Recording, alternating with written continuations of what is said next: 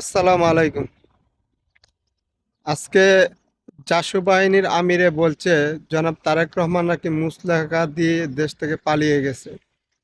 আমি বলতে চাই জাসু বাহিনীদেরকে, জনাব তারেক রহমান দেশ থেকে পালিয়ে যায় নাই।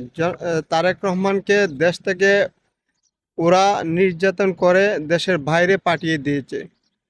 আমাদের দেশ নেত্রী, আপসী নেত্রী দেশের ভিতরেই ছিল, ঠিক আছে, কোথাও যায় নাই। আর তারেক রহমানকে এত পরিমাণে নির্যাতন করছে একারা সবাই জানে এবং আমরাও জানি, আপনারাও জানেন। তো এইসব ফাইট তারা করে কোনো লাভ নাই। দেশের মাঝে যে উশৃঙ্খল সৃষ্টি করতেছেন এটার জনগণ সবাই বুঝে। আর তোমরা যা বলতেছো এইগুলা মিথ্যা, আর মানুষে খায় না। মানুষ বুঝে গেছে তোমরা কি পরিমাণে মানুষের সাথে ধোঁকাবাজি করছো এই শরিয়া আইন নিয়ে এবং ইসলামের নাম করে এখনো বিভিন্ন বাসায় গিয়ে মানুষকে বিরক্ত করতেছো।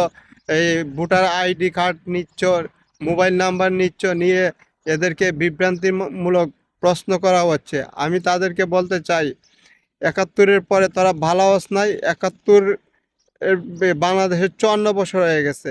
তোরা আদৌ ভালো হইতে পারস নাই, ভবিষ্যতে ভালো হবে না। এই জন্য বলছি বাংলার মানুষ তাদেরকে উচিত শিক্ষা দিব 12 তারিখ।